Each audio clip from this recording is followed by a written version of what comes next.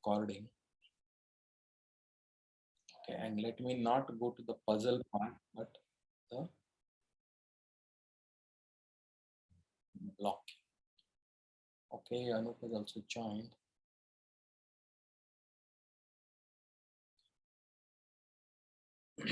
Fine. So first, let me just here and let me pin my video. Hello. Hello. Hey, hi, Anup. Okay. All right. So, okay. Anyone wants to think? I have heard from good news from Nandan. He won a tournament today, local over the board tournament in his local county or taluk as we call it, right? In Bicholim in Goa. So he won a tournament. So congratulations to Nandan. And I think there is another tournament that is going on tomorrow, I think, or next weekend, decided in all Goa. So very much all the best. I don't know, Srushti, if you are also participating, all the best to you or anybody else from Goa. Sai Pranav. Yeah, I am. Great, great. Very much. All the best. When is it? Tomorrow or next week? On 18th and 19th. 18th and 19th. Oh, then I will be there in Goa at that point of time. And where is it? In Zatia College, Saklim. Sakli. Okay, okay. All right. So let me see if I can drop in. If I don't know, if I'm not busy, then maybe sometime I will drop in to see. Sir, Yeah, so the tournament is online or offline? I think it is offline, right? Yeah, offline tournament. Yeah. Oh. So good. All right. So that is that. And I heard that Ansh is also participating in the US age group national championships that are going on in Florida. So I heard about it. So very well. Nice. It is always good. All of you can share if you are playing any such tournaments and any of your results. Feel free to share it. It is nice to know, and everybody also nice to know. Right? Excellent. Okay.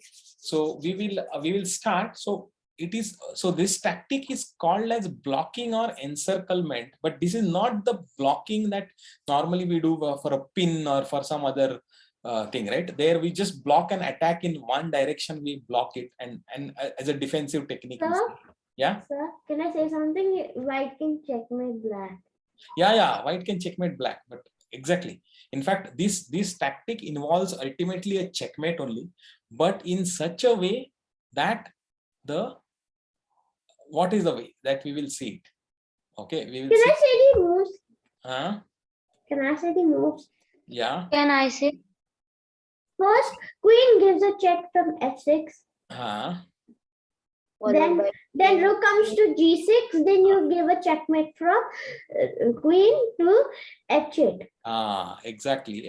And that is what we see the moves here. But what is the pattern called? I think you have to understand the pattern and what is that pattern. And sometimes it does happen. Okay, so what is the pattern? It is blocking, as in it is actually the right word. I call it as encirclement. Okay, encirclement with circling it around. Okay, and by whom? Not by opponent's pieces, by your own pieces. Okay, so you force the opponent's king to be circled by his own pieces and which block his escape route, and then you give a checkmate to him. Okay, this is possible sometimes. Okay, it is not that every time it is possible, but sometimes it is possible and very, very effective. Okay, and it is the key thing is that some one or two or sometimes three squares also are blocked by his own pieces. Okay, but how? Not obviously by their own, but you are forcing them to do it. Okay, by forcing it. So here in this position, see, it is like white should be winning, very easily winning, but what is the fastest way to win? Now queen h8 check, it does not help because the king will go to g6 and then there is no easy way for you to checkmate him, right? So that being the case, so instead here what does the white queen do is give the queen to check. Now there is no option for black other than putting the rook to g6, but what happens is when the rook comes to g6, he blocks the g6 square, which earlier was the escape route for the king. So now from here queen goes to h8 and now it is a checkmate because the king earlier could go to g6, now he cannot go, right? So it's a very simple demonstration here, the simplest one, but we will see more complicated examples. But it always involves some checks or some threats which will cause his own pieces to come in front of his own king, and then then it will create a way for you to checkmate. Mostly it will end in checkmate. Okay, these tactics always. So these are not about winning something, but these are encirclement of the king and then giving him the checkmate. Okay, so this pattern, that is why we should understand. So let us look at all the examples. Okay, so don't look at the solution here, but just check what is the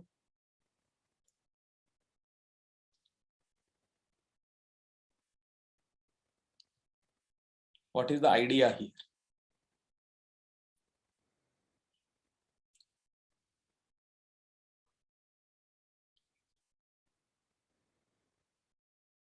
So, and mostly this happens in the middle game. Okay, see this kind of tactic here. See, you have a rook and a queen battery, which is ready to give. Queen can give a check to h8, but only thing is that king has got an escape route to f7, and so that is why that h8 is not really powerful. F7. So you first play f7. Okay, in fact you sacrifice the pawn. Okay, doesn't matter which way black takes it, but what king cannot take it because queen is supporting the pawn. So either see, and earlier we saw queen h8, king f7, queen crosses g7 also does not help because king was going to e8 and king was going to safety, right? So it was all no problem as such.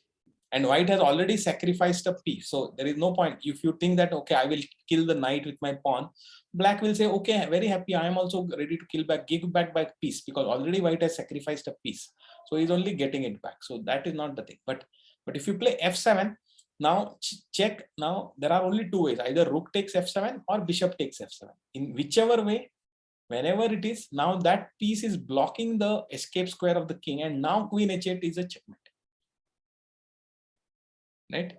So this is what we have to see. Sir, what will happen when if bishop kills it?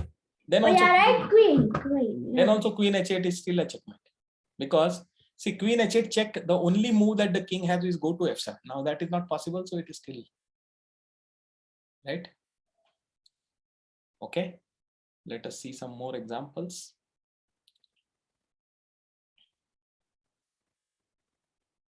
Rook h3 check. And what is the idea there? Followed by rook f3. Followed by rook f3. But what if the king? Yeah, correct. So rook h3 check. Let us check. And king has only one square to go. King to f4. So then rook f3 check.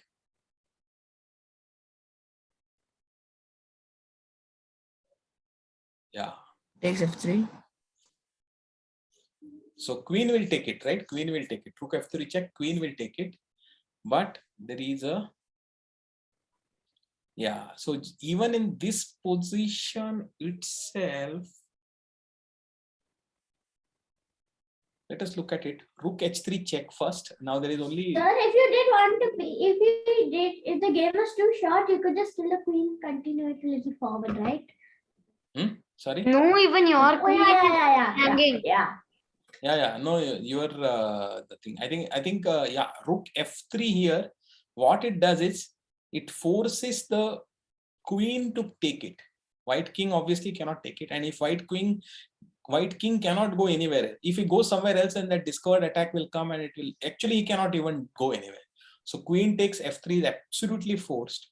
And now what happens is, because the queen blocks the f6 square, so now queen to e5 is a checkmate now, because with the help of the bishop, which is cutting across this, and the queen, so now the king does not have any place to go, right?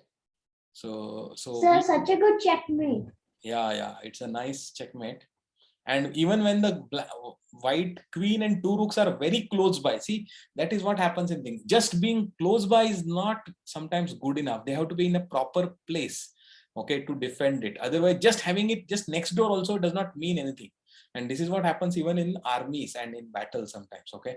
So it is not just about physically being present, but being able to, where is the direction, where are they attacking, where is the thing, it is all, that is what matters, okay? So even wars are very interesting, how they are fought and what are the battlefield strategies, etc. It is similar in chess. So just having the 2 rooks, battery is there, white, but it is useless, right? It is. Sir, Yeah. want to say something funny that like in this, like in movies, the wars they show fighting with full guns, it's feeling like you look like cartoon, even in chess sometimes. Yeah. Correct. Correct. Yeah. So what is the view here? G5 check. G5 check, then Yeah, G5 followed by QE2. Queen E2. Queen E2. Okay, Queen E2, and then white pawn will block. Okay. E8 check, sir. Ah, QE8. Queen E8 check. yeah. So everything is forced here, right? Everything is forced here. So you play G4. Now the king has got no way to do anything. The pawn cannot kill the black pawn because it is pinned. Pinned. King only has to take the pawn. And now first you give a check on E2. That is very important. Okay, because otherwise the king was having an escape squares. But with this check, now you are forcing the pawn to come in. Queen, sacrificing the queen doesn't anyway help. So pawn has to come to G4 to block it. But after it is blocked, now you go down and give a check from E8, and now it is the king does not have any escape square, right? So what you manage to do is you manage to get his own pawn to circle the king, right? And that's how you got it blocked. So this is what is the this technique. Okay, but it happens very rarely. Okay, it is not like so many other tactics are there which happen more frequently. This is much rarer, but you need to be aware of this one, and you need, yeah. Sir, white was winning by like 1 pot. That's a kind of big benefit, but then Where was white was winning? White was not winning. no, white was not winning. Yeah, white was not winning. Yeah. Okay, let us look at a more example.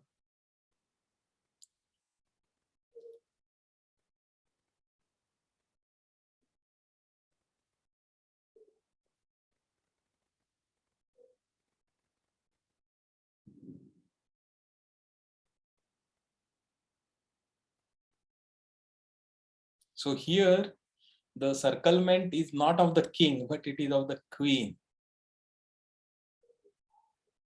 Yeah, this is a funny example where it is the queen is encircled by the king. Okay. Queen to A1. Queen to A1. Queen to A1. Yeah, D1 is not possible because rook is defending it. But queen to A1. Now there is absolutely no other move other than king to G2. Right? King to G2. But now you see white's queen position. There is a H2 pawn blocking it. There is a G2 king. It cannot come to G3 because black pawn is attacking, and simply rook is going to attack, and now the queen will have to give up itself for the rook, right? Because its own one more pawn is G4 pawn is also there. So white's queen is stuck in its own net, and simply black rook is attacking, and there is no way.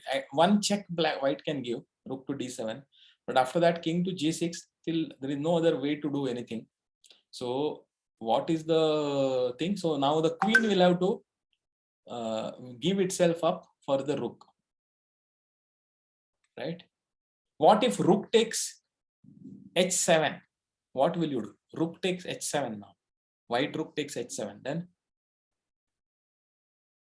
Sir, I think kill the rook. So take the queen. No, you should kill the rook first with your king. Yeah.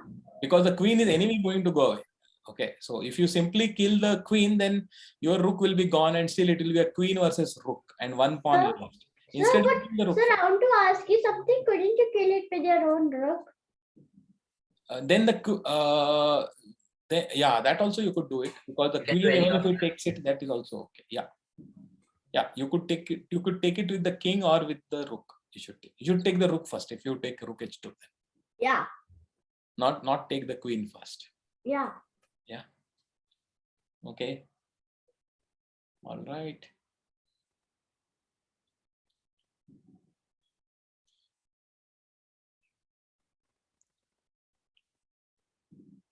This is a very famous example.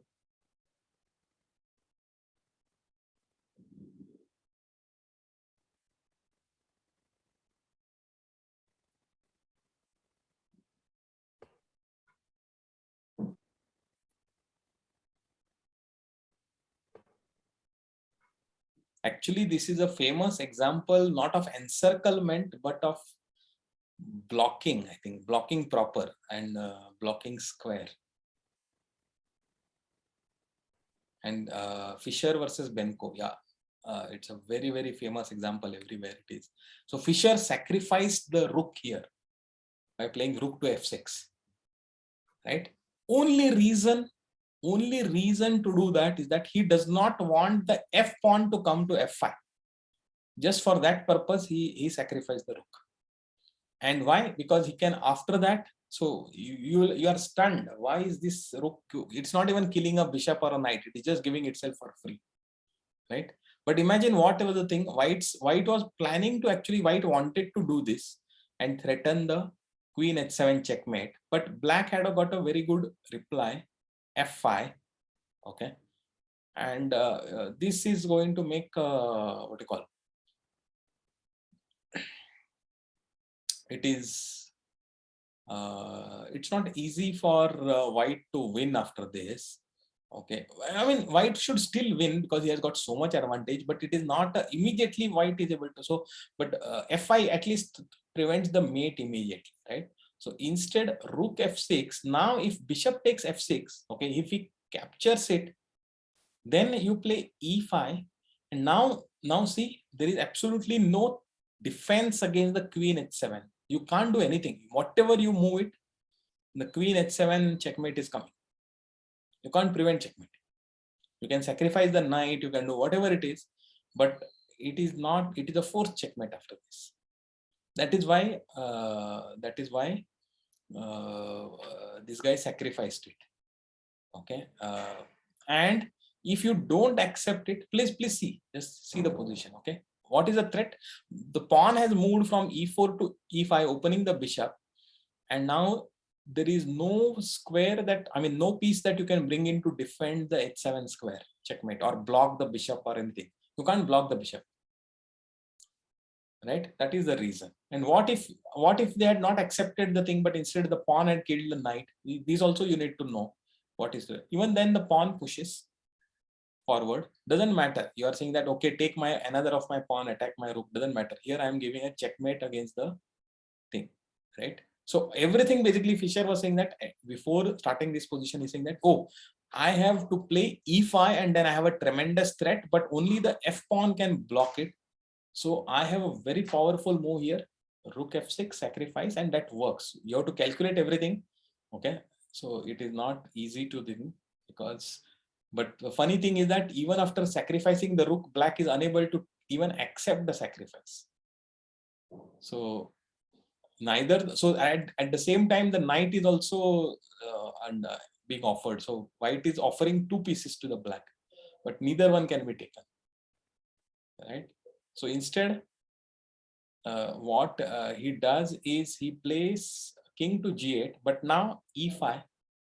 Okay, what is the idea of king to g5? Sorry, g8 is that black was hoping to play h6 and then at least do this one, right? Then it is, at least it is not a checkmate immediately, right? That is what. But then at this point of time, white simply plays knight to e2. Okay, so now he defends it. Now it is very, very simple now. Not still, it is not simple, but you can't still take the rook. If you take the rook, the game is still going to get over, because if the moment you take the rook, queen will take h6, and then this one to h7 will be a powerful threat. You can't prevent it, so you can't take the rook still. Okay, what can you do?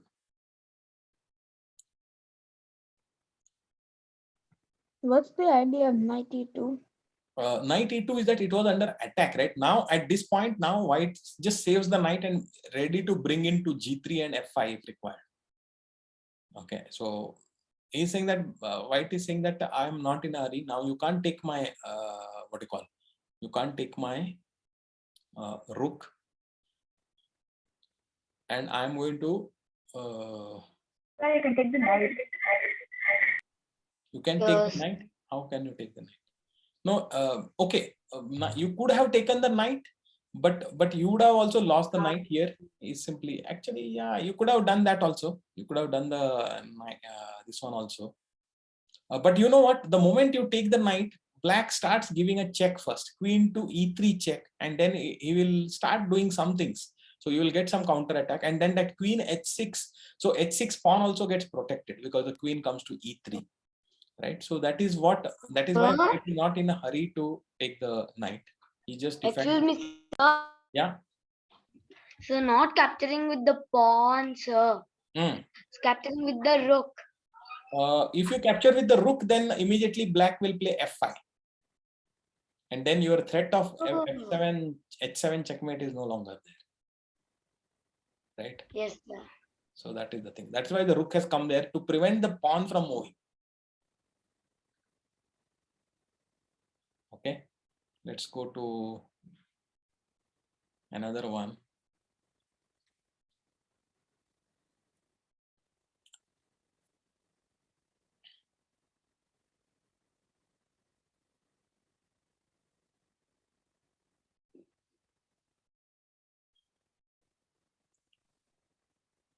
So push the pawn. It is white to play. If you simply push the pawn, now black will push the pawn, attack the knight, at the same time cover the h7 pawn. Knight f4, and then with the idea knight d3. Yeah, knight f4. Oh yeah, that's it. Check. Knight f4. Let us see. Knight f4 check. Okay. So now you're not in a hurry yet, and you are ready to. What is the idea of knight f4 is also that knight can go to g6 and then. Actually, g6 is still not on the. If you want to win it, it is not a possible because Oh, you can't. So you don't want. Yeah, you don't want the. First of all, okay, what is it that you I want? think I've got it, sir. Can I say? Yeah.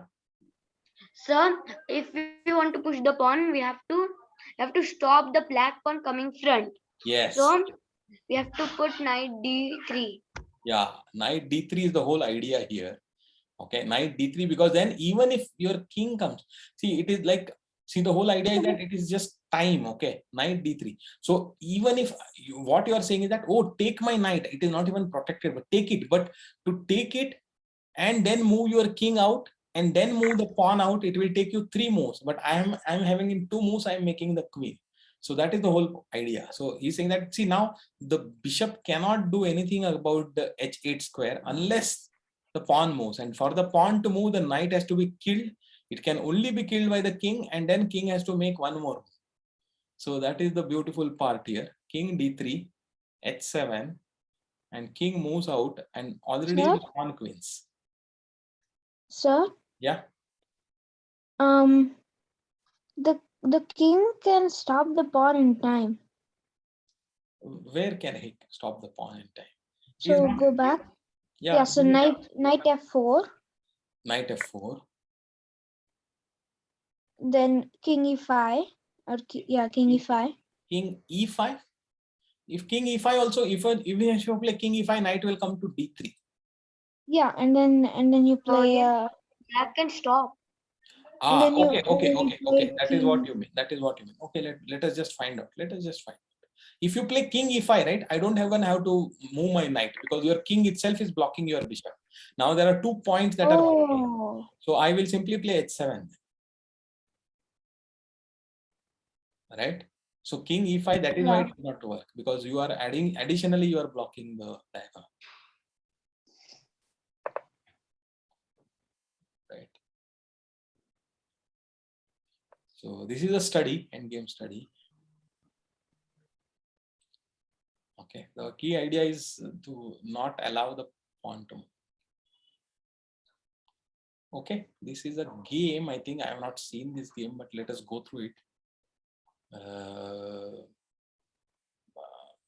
Let us see this game very quickly. E4, E5, NF3, NC6, E4, E5, NF3, NC6, NC3. 4 knights game, NF6, BB5, Bishop C5. This is standard 4 knights game.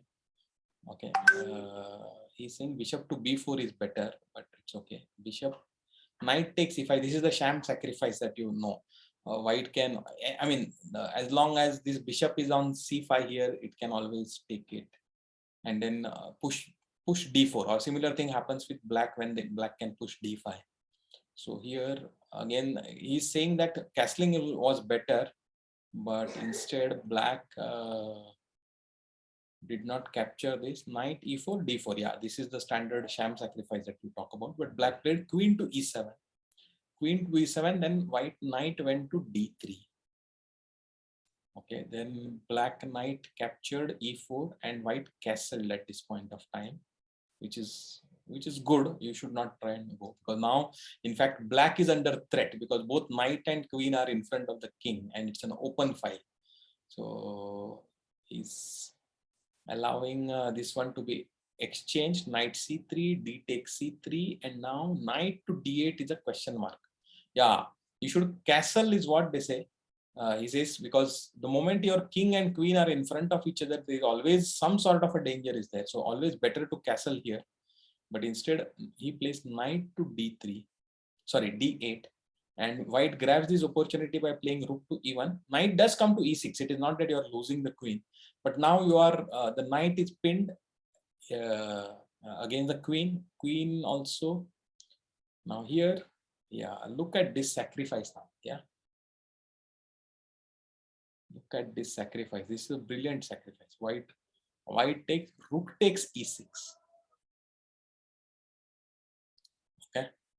So, because the D pawn is pinned, and if queen takes it, then knight will take the bishop on C5, right, and attack the queen. So if queen takes E6, knight takes C5. And queen B6, hoping to win one of the pieces, it doesn't help because queen comes to E2, checking the king. King has to move, and then the knight will save itself, and it is a very good actually position for what do you call? It's a very good position for White because he has got one rook for 2 minor pieces, plus king would have moved, and king cannot castle, so it is a thing. And if instead, after rook takes E6, if Black had killed it with the F pawn, then queen H5, this always pattern. Remember this pattern. Queen coming to H5, giving a check when the bishop is on C5. So this is a double attack. And here again, queen wins the bishop back. So again, 2 minor pieces for the rook, plus very good positional advantage. So this is always good for White. So anytime in this kind of positions, you should be aware of, if the F file opens, not F file, the F square opens, then this check is a deadly check. Queen to H5. You should always remember this. This happens many times. So here Black is aware of all of this. So Black does bishop to F2. Anyway, the rook is going to go. So he first takes it with, sorry, bishop is going to go. So he at least grabs a pawn and causes some damage to the king, and then queen takes it. Okay, so now bishop to F4. White plays bishop to F4. White has got good development now. See, Black has got only queen is out. But however, I would still think that at this point of time, Black should have castled. Right? Black should have castled. It would have been still good. Black did not castle. It was went to save the pawn because the C7 pawn was falling.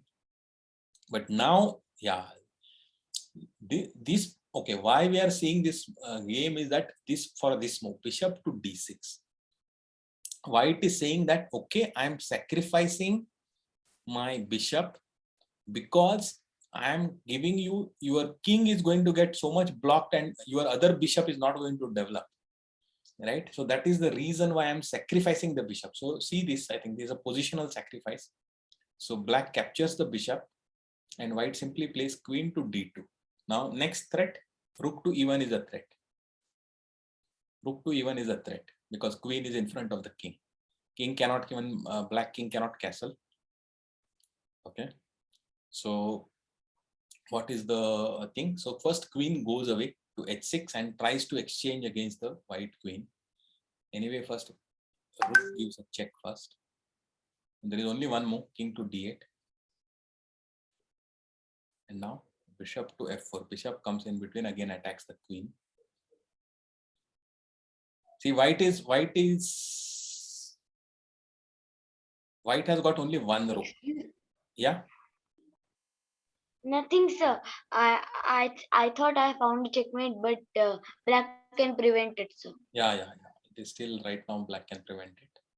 So queen goes to c6. There are not too many squares for the queen. Queen could have gone to g6 also, but then knight g4. What is the idea of knight g4?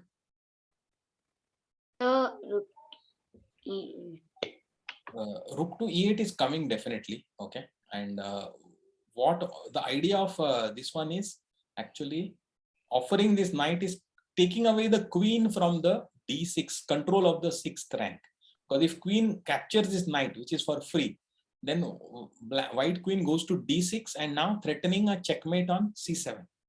Queen to c7 is a checkmate threat. Right? That is why white queen wants to come to d6. Okay, that is why he's offering this knight. Okay, to divert away. So this is a distraction tactic, right? Just distracting it away, luring away. But black does not take it. Black tries to bring the rook here.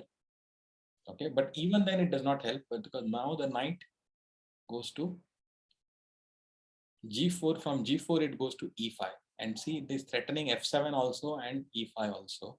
Sorry, g6 also, and so queen has to be in control of the f7 square, right? F7 square. So now queen to d6.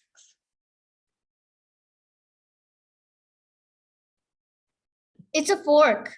If the queen takes knight f7, it's a fork. Yeah, but not just a simple fork, but it is a, yeah, it is a but you are, see, the fork does not have meaning because you are first sacrificing your queen. But the thing is that you are going to win it with double extra thing. So now with this thing, if your queen takes it d6, then knight f7, forcing the king to come to c7. Okay, forcing the come to c7. Now you take bishop takes d6 check, you give it, king goes away, and then you pick up the rook also, rook on e8, right? So the knight on f7 will protect the bishop on d6, and the rook on e1 will capture the rook on e8. So not only the queen will get captured, but the rook will also get captured, and already one pawn is also gone. So ending with, you will end up with bishop, knight, and a rook, and black will end up with just a rook and a bishop. So you are one piece up. Sir, but what did black actually move after f4? What do you do after this? What is the option for black if not capture the queen? Then No, I mean f4. Like this is just a variation. I don't know what happens in the real game. yeah, real game I will show it to you. On bishop f4, queen played to c6, and then white again played bishop to d6. So cut off the queen. Black queen is now cut off from coming to the king side. So now it is going to become a thing. So now queen to g5 check was threatened. So black played. We should not relog in, sir. We should, yeah, I think we should relog in. Yes, please let us close it and relog in. I didn't realize.